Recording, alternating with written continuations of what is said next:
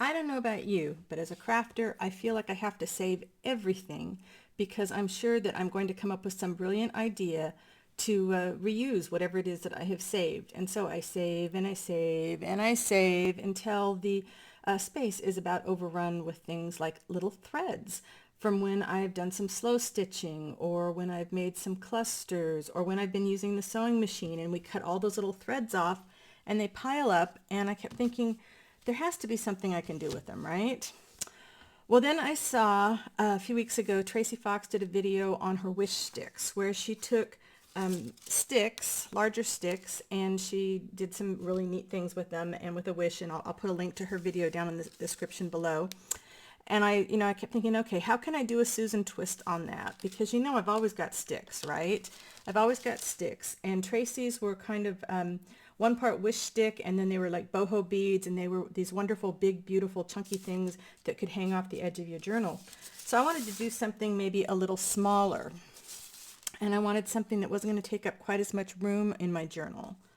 So I took a look at doing something like this. And it's very messy, it's very organic. They also remind me of wrapped twigs that I see Roxanne Evans Stout use a lot in her books. And so I'm calling these little mini spirit sticks. Let's see, I don't know if I can get you zoomed in anymore and still be visible, but that gives you a better idea. And I mean, they couldn't be easier, and it's a great way to use up, like I said, all these threads, because literally all I did was grab, and you can do any size twig. I mean, you can do, if you just have one size fiber like this, and you just want a very simple one, you just take a long stretch of fiber and you wrap it around. And I mean, this can be as simple or as fancy as you want. So this is the simple version. I'm using just the same color. This is just a long piece of fiber that it's all wrinkled up. You can tell it was at the end of my roll. And I started this kind of midway on purpose. And if you stick around to the end of the video, I'll show you some of the different ideas I had for using these, and then maybe you'll come up with some of your own. I'm going to go on the other side of that so I can have it. I want to have a frayed edge in a couple of places. And I'm going to come back up here, and I'm just going to make a knot just so that this doesn't get untied. You could obviously use glue if you wanted to. I just wanted to see if I could do something without glue because that meant this would be a good TV activity for me. So yeah, nothing rocket science about this. Let's just wrap the fiber around the twigs. If you've done this before, let me know down in the comments how you like to use them. I'm always interested to see different ways people do things. So this is a nice long stretch of fiber, so I knew that I could use it to cover the whole thing. And you don't have to use one color, but this was just, I want to show you the simple version first, then I will show you what I'm doing with all those threads that I clip off of absolutely everything, and I just can't bear to get rid of. I do use them in my nature clusters. I like to pile them on. I use them as texture on things, and of course you can take all those loose threads and put them between some fusible interfacing and stitch all over it, especially if it's the kind that dissolves, and you can make a new piece of fabric that way, which is really fun. All right, coming to my end, and I'm just simply going to tie a knot here. And I'm leaving the long strands because you could tie a bead on it if you want. You could use it to tie to something else in your journal. I missed my knot. Tying knots on camera is as hard as threading a needle, at least for me. Doing anything on camera can be difficult. Okay, so that's just your very basic wrap twig. But what if you want to use all your old threads? So what I do is I've got, okay, I want a chunk of green, and maybe I want some beige. Oh, that's a short one. And like I said, this is a good TV activity, and I just start taking these, and I'm going to make a knot so that I have a longer string or thread or whatever you want to call it. You know, you could rip apart sari so that you had, you know, the sari ribbon, and you had thinner pieces. You could do it with the thicker pieces. I think I have another piece here that's already knotted up. So this one you can see I've got just the little knots, and I'm leaving all those threads because that's going to be really interesting to me to see where they appear on the stick. All right, so let's get the end of this, and I am going to tie them together so I'll have a really nice long thread. Okay, so now I have a nice long thread, and I want to do something with really thin pieces. This is sedge. It's like a grass-like thing that I have growing all over my yard. And so I'm just going to break it here. And I want them to be not exactly the same. I want the unevenness. So you can make it, you know, with as many pieces as you want. I like odd numbers, so I'm going for 5. Usually I've been doing 3, but you know, it's just going to make a different look. I'm going to start here with a knot at the top. Well, or in the middle, or someplace. I'm just going to knot it. Just tie a knot, Susan. Tie those things together. And, you know, they might slide out. They might not. It's okay. This is a silk thread, so I always seem to struggle with them sliding all over the place. It's already sliding, and it's okay. I mean, you can't do this wrong. You absolutely can't do this wrong.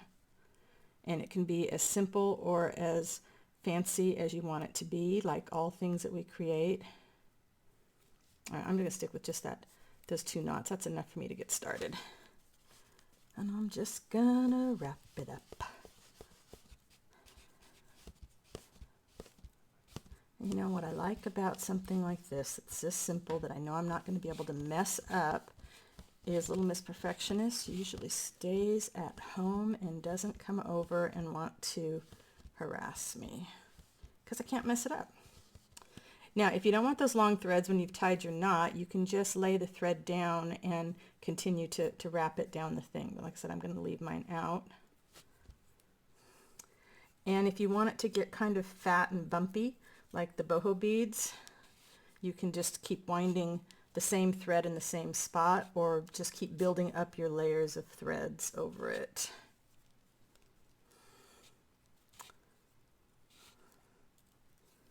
All right, so now it's going on to the next one. Just kind of hold those out of the way.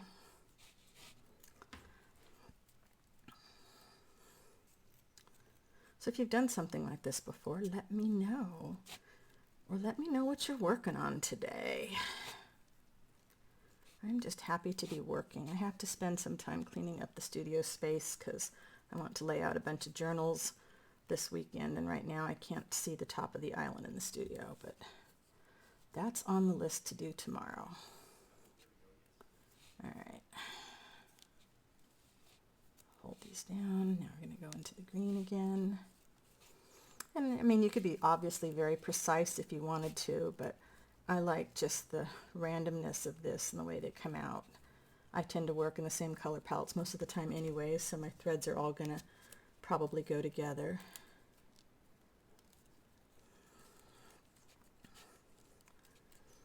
And so sometimes I start out with a long piece that I've already knotted together, and then sometimes I just start with one piece and I just knot them as I go. Now I can look at this and I can say, oh, I've got this blank spot there. Some of the threads you can go ahead and push together. And so this piece is becoming, I have a lot longer pieces than I have of my threads. So I think I'm going to look for one more, maybe a dark brown that I can get in there. And we can completely change textures if we want. This is also really good for those pieces of embroidery floss that, like, I buy a lot at the thrift store. I used to buy a lot at the thrift store, and then I would have colors that I wouldn't want to use, but this would be perfect to use some of those up. So this is 2 strands. I'm just going to make a knot just so I can get one more color in there.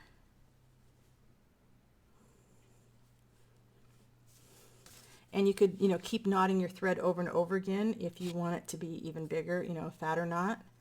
I've done that before. I'll show you on some of these other ones at the end. I'll show you all the ones I've made so far.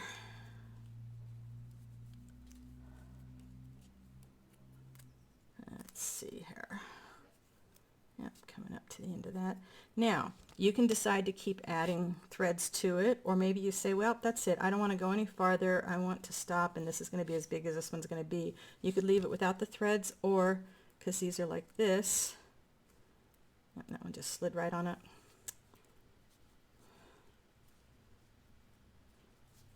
I'm just going to break it off here, and I'm going to break these off here. And we can use the scissors. And then I'm just going to, because the scissors made them even, I'm going to slide them so they're not exactly even, because we don't, you know, nature's not precise, right? There we go. And I kind of messed up my stuff down here, so I can just get some more thread to fix that. I'm not going to freak out. I'm not going to say, oh, I ruined it, because it's not the end of the world. You know, I probably won't even fix it right now. I'll show you what I could do, but I'm not going to fix it right now because it all depends on what I'm going to put it on. That part that I think I messed up could be completely hidden, you know, by the time I put it on the page. All right, so there's one knot.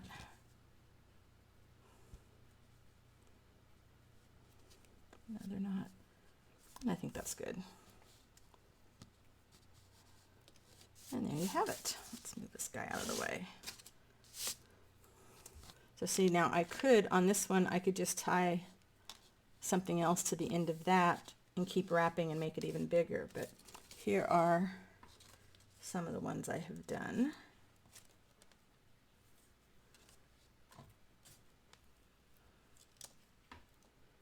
I mean, so, you know, anything goes.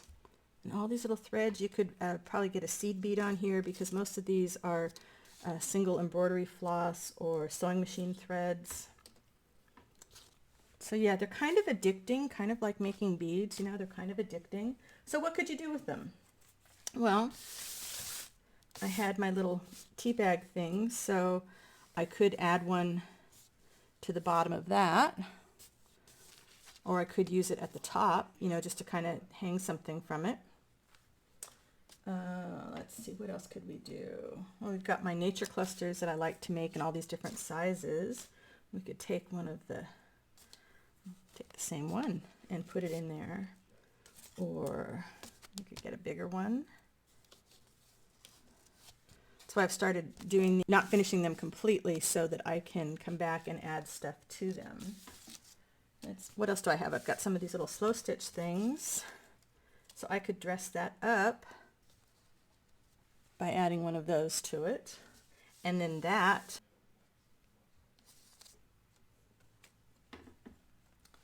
I could also just take a tea bag that I haven't done anything to yet, and I can put one of those on there.